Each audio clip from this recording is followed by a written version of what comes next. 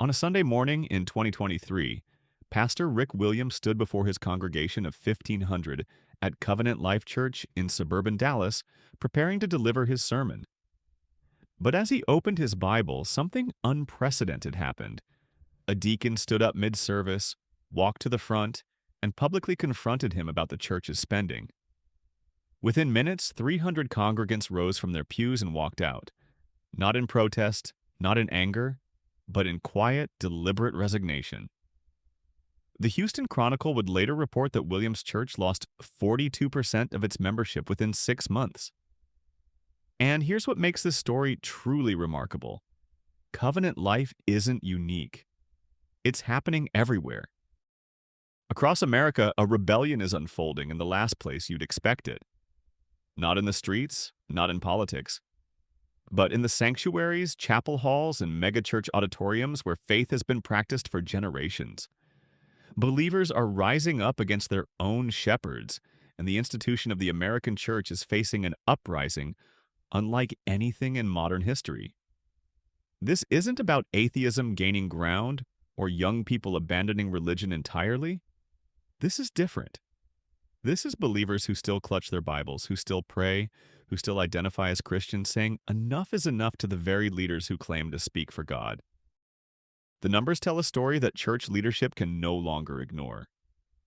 Between 2019 and 2023, American churches lost an estimated 38 million regular attendees. That's not a typo. 38 million people who once filled pews every Sunday have simply stopped showing up. But Gallup's 2023 polling reveals something fascinating. 71% of these individuals still identify as Christian. They haven't lost their faith. They've lost faith in their churches. The Pew Research Center documented that as of 2023, only 47% of Americans belong to a church, mosque, or synagogue, down from 70% in 1999. For the first time in recorded American history, less than half the population claims formal religious membership. And Christianity, which has defined American culture for centuries, is bearing the brunt of this exodus. What's driving millions away from institutions they once considered sacred? The answer is more complex and troubling than you might imagine. In February 2019, the Houston Chronicle published an investigation that sent shockwaves through evangelical America.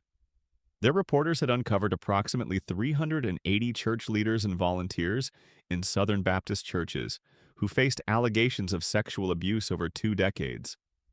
These weren't fringe congregations. These were respected institutions, churches where families had worshipped for generations. The victims numbered over 700, many of them children. The report detailed case after case of abuse covered up, moved to different congregations, and systematically hidden from law enforcement. But here's where the story takes its darkest turn. When survivors began coming forward demanding accountability, they weren't met with repentance. They were met with silence, with legal teams, with non-disclosure agreements. The Southern Baptist Convention, America's largest Protestant denomination with over 13 million members, initially resisted creating a public database of credibly accused abusers. It took 4 years of pressure from victims, from believers within the denomination, for any meaningful action. And believers noticed. They noticed that institutions claiming moral authority protected their power structures over the vulnerable. Welcome to Professor Archive, where we dig deep into the stories that shape our world. If you're finding value in this investigation, consider supporting the channel with a super thanks. It helps us continue bringing you these in-depth documentaries. Debbie Vasquez was one of those believers who noticed. A lifelong Southern Baptist from Atlanta, she taught Sunday school for 17 years and never missed a service. In 2020, her 19-year-old niece confided that a youth pastor had sexually assaulted her 3 years earlier. When Debbie approached church leadership, she was told the matter had been handled internally, and that pressing charges would damage the church's witness. Something inside Debbie broke. Not her faith, but her trust. She left that church, and with her went 12 families who'd been attending for decades. Today, they meet in homes, study scripture together, worship without a building or a pastor or a budget. I didn't stop believing in God, Debbie told Christianity Today in 2022. I stopped believing that men who quote God are automatically speaking for him. Stories like Debbie's have been multiplying exponentially. The scandal isn't limited to one denomination. In 2021, Hillsong Church, a global megachurch empire with locations in 28 countries, imploded spectacularly. Brian Houston, the church's founder and global senior pastor, resigned amid allegations ranging from covering up his father's child sexual abuse to his own moral failures. Carl Lentz, Hillsong's celebrity New York pastor who'd baptized Justin Bieber and counseled NBA stars, was fired for moral failures that included multiple affairs. By 2022, Hillsong had closed its Dallas and Phoenix locations, and attendance at its flagship church in Australia had dropped by thousands. But the financial revelations proved equally damaging to believers' trust. Documents revealed that Hillsong had been paying Brian Houston $150,000 annually, with additional bonuses and a luxury Sydney home provided by the church. Carl Lentz lived in a $1.5 million church-funded apartment in Manhattan. For churches that preached tithing and sacrifice to congregations, many of whom were struggling financially, the opulence proved too much. Social media erupted with former members sharing their stories. Emily Chen, a Hillsong New York attendee, posted receipts on Twitter showing she'd given $32,000 over 3 years while working 2 jobs to afford her studio apartment. I was told it was building God's kingdom, she wrote. Turns out it was building Carl's wardrobe. The money issue runs deeper than most Americans realize. A 2023 investigation by Ministry Watch analyzed the finances of America's 50 largest churches and discovered some startling facts. These megachurches collectively took in $5.1 billion in annual revenue, yet most refused to release detailed financial statements. Of the 50 churches examined, only 7 provided itemized budgets to their congregations. The other 43? They claimed exemption under religious freedom laws, arguing that financial transparency isn't required. But believers started asking questions. If we're giving sacrificially, don't we deserve to know where it goes? Pastor Stephen Furtick of Elevation Church in Charlotte, North Carolina, became a lightning rod for this controversy. His church, with over 25,000 weekly attendees, refuses to disclose his salary. But investigative journalists discovered in 2013 that Furtick lived in a 16,000-square-foot mansion valued at $1.7 million on a 15-acre property. When questioned, Furtick argued that criticizing his wealth was attacking God's anointed. But something had shifted in American church culture. That defense, which might have worked a generation ago, fell flat with millennials and Gen Z believers. They weren't buying it. Literally. Elevation Church's growth rate, which had been explosive, slowed dramatically after 2014. By 2022, they'd closed 3 satellite campuses. Quick question for you watching. Where are you tuning in from right now, and what time is it where you are? Drop your location and time in the comments. I'm genuinely curious to see how global this conversation has become. The political entanglement of American Christianity accelerated the rebellion in ways that deserve careful examination. In 2016, 81% of white evangelical Christians voted for Donald Trump. This statistic, published by Pew Research, shocked many younger evangelicals who'd grown up hearing sermons about moral character and Christian values. But the support didn't fade after Trump's presidency. A 2021 survey by Public Religion Research Institute found that 67% of white evangelicals believe the 2020 election was stolen, despite no evidence supporting that claim, and over 60 court cases rejecting those allegations. The cognitive dissonance became unbearable for many believers. Rachel Held Evans, a popular Christian author, documented her journey away from evangelicalism before her death in 2019. She wrote, "I didn't leave Christianity because I stopped believing in Jesus. I left institutional Christianity because it stopped resembling Jesus." Her book sold over 1 million copies, resonating with believers who felt the same conflict. When she died unexpectedly at age 37, thousands attended her memorial service, many of them refugees from evangelical churches. The data on young evangelicals tells a compelling story. Barna Group's 2022 research revealed that 56% of Christians aged 18 to 35 say the church is toxic or harmful. 44% say they've seriously considered leaving their faith completely due to church leadership's behavior. And here's the critical detail. These aren't people who were nominally Christian. These were youth group leaders, worship team members, Bible study participants. These were the engaged believers that churches counted on to be the next generation of leadership. Pastor Caleb Campbell of Desert Springs Bible Church in Phoenix experienced this firsthand. After 20 years of ministry, he made a startling decision in 2021. He told his congregation from the pulpit that he no longer believed in hell as eternal conscious torment. The theological shift came from years of study, but the catalyst was watching how fear-based preaching affected his own children. I realized I was teaching my kids that God was less loving than I was as a father, Campbell explained in an interview with the Christian Post. I couldn't reconcile a God of infinite love with infinite punishment for finite sins. The response was swift and brutal. His denomination demanded his resignation. His church board split down the middle. But something unexpected happened. Approximately 60% of his congregation stayed. They didn't necessarily agree with his theological position, but they appreciated his honesty, his willingness to question, and his transparency.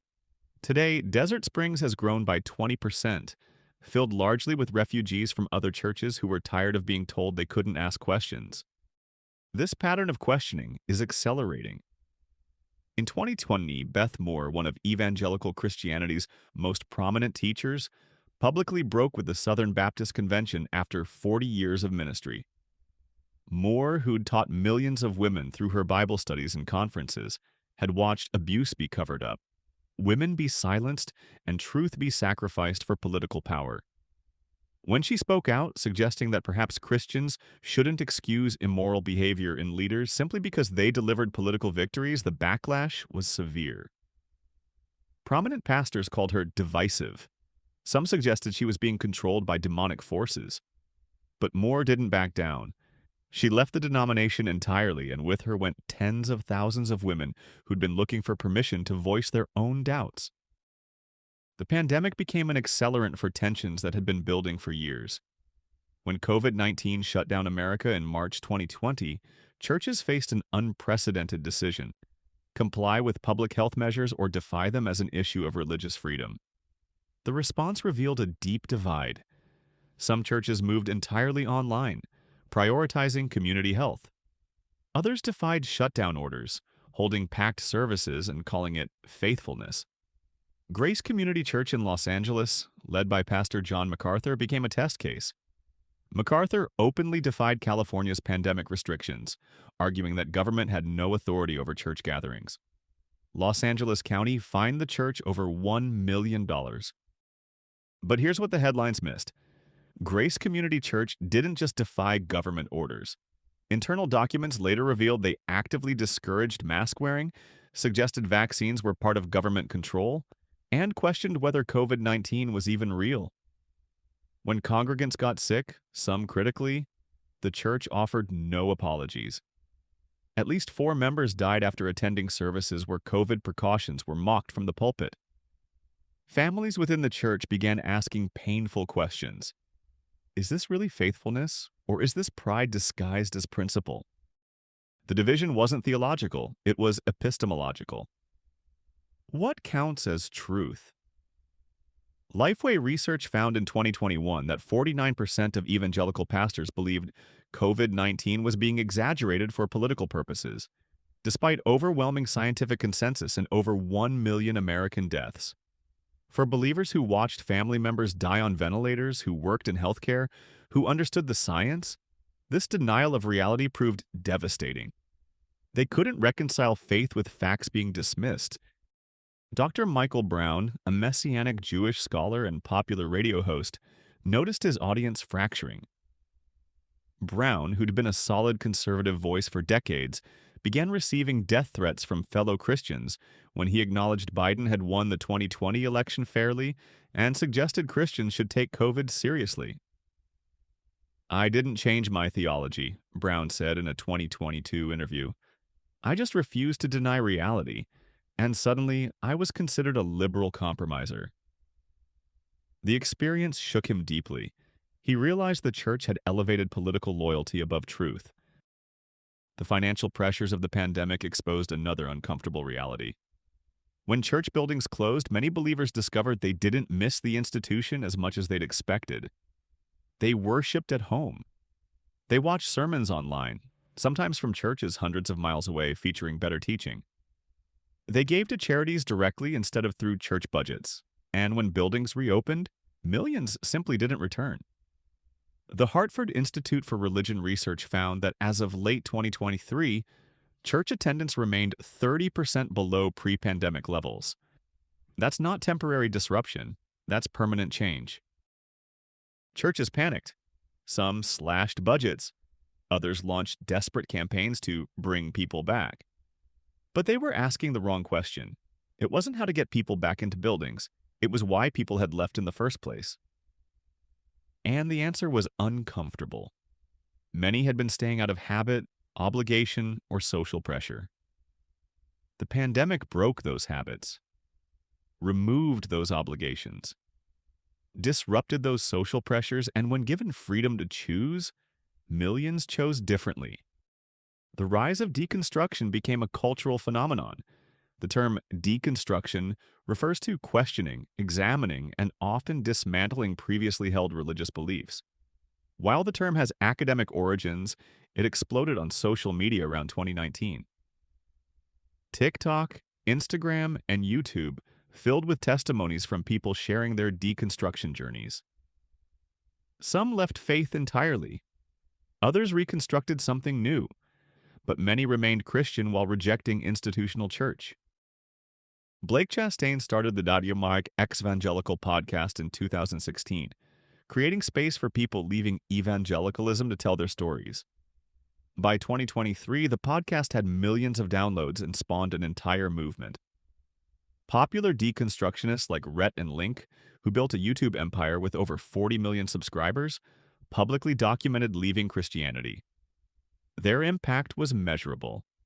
Barna found that 23% of young adults said watching someone's deconstruction story online influenced their own faith journey. But the church largely responded defensively. Rather than asking why thoughtful believers were leaving, many leaders condemned deconstruction as satanic attack, liberal ideology, or lack of faith. This response only accelerated the exodus. When your questions are met with accusations rather than answers, you learn to ask them elsewhere. What profession are you in? Does your work connect to the story in any way? Share in the comments below. The celebrity pastor scandals continued mounting. In 2020, Ravi Zacharias, one of Christianity's most respected apologists who'd defended faith in universities worldwide, died. Within months, an independent investigation revealed he'd sexually abused multiple women, exploiting his spiritual authority to manipulate vulnerable massage therapists. Zacharias had preached to millions, written over 30 books, and been trusted implicitly. The betrayal devastated countless believers. His ministry, Ravi Zacharias International Ministries, issued a devastating apology after trying initially to defend him, admitting the evidence was credible and consistent. In 2022, Bill Hybels, founding pastor of Willow Creek Community Church, one of America's most influential megachurches, faced credible allegations of sexual misconduct spanning decades. Willow Creek had pioneered the seeker-sensitive church movement, training thousands of pastors worldwide. Its leadership conferences attracted 100,000 attendees annually, but internal investigations confirmed patterns of inappropriate behavior, abuse of power, and systematic silencing of victims. Attendance at Willow Creek plummeted. The church that once ran 20,000 weekly attendees dropped to under 3,000 by 2023. The pattern became impossible to ignore. Celebrity pastors built empires. They faced accusations. Institutions protected them. Evidence mounted. Institutions collapsed. Victims were re-traumatized, and believers were left asking, how many times do we have to watch this exact same story unfold? But perhaps the most significant shift happening in American Christianity isn't about scandals, it's about Scripture itself. A growing number of believers are returning to the Bible with fresh eyes, questioning interpretations they'd always assumed were obvious. On women in leadership, LGBTQ inclusion, hell atonement theory, biblical inerrancy, previously settled doctrines are being reopened for examination. Take women in ministry. For centuries, many evangelical churches taught that 1 Timothy 2:12, which says, "I do not permit a woman to teach or to assume authority over a man," clearly prohibited female pastors. But scholars like Dr. Scott McKnight, Dr. N.T. Wright, and Dr. Ben Witherington III have published extensive research showing the verse addressed specific cultural contexts in first-century Ephesus, not universal prohibition. These aren't liberal theologians. They're respected evangelical scholars, and their work is resonating. Jo Ann Lyon became the first female general superintendent of the Wesleyan Church in 2008. When she retired in 2019, she'd overseen significant growth while facing constant theological opposition. "The text hasn't changed," Lyon said. "Our willingness to examine our assumptions has." Today, the number of female senior pastors in evangelical churches has tripled since 2000, though it still represents only 11% of lead positions, according to Barna. On LGBTQ inclusion, the shift is even more dramatic. In 2015, only 29% of white evangelicals supported same-sex marriage. By 2022, that number had risen to 36% among all evangelicals, with 58% of evangelicals under 35 supporting it. The Methodist Church split in 2022 specifically over this issue, with approximately 25% of congregations leaving to form the Global Methodist Church, which maintains traditional teachings. The remaining United Methodist Church moved toward full LGBTQ inclusion. The divide often falls along generational lines. Young evangelicals have grown up with openly LGBTQ friends, classmates, and coworkers. When their churches teach that these people are inherently sinful or choosing a lifestyle, many young believers reject that teaching. They've read the biblical texts. They understand there are 6 verses traditionally cited. They've also read scholarship suggesting those verses address specific practices like temple prostitution or pederasty, not committed same-sex relationships. Whether that scholarship is correct is debated, but the fact that serious scholars make these arguments has opened space for questioning. Some churches have tried finding middle ground. Third-way congregations, which welcome LGBTQ members while maintaining traditional marriage doctrine, proliferated around 2018. But these positions satisfied almost no one. Progressive Christians saw them as discriminatory. Conservative Christians saw them as compromise.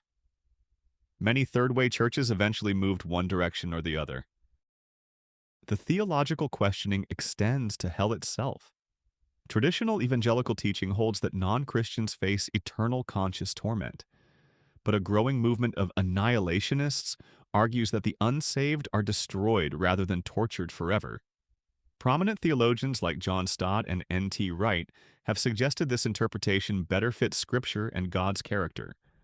When Pastor Francis Chan, author of the best-selling Crazy Love, publicly stated in 2020 that he was rethinking hell, evangelical Twitter exploded.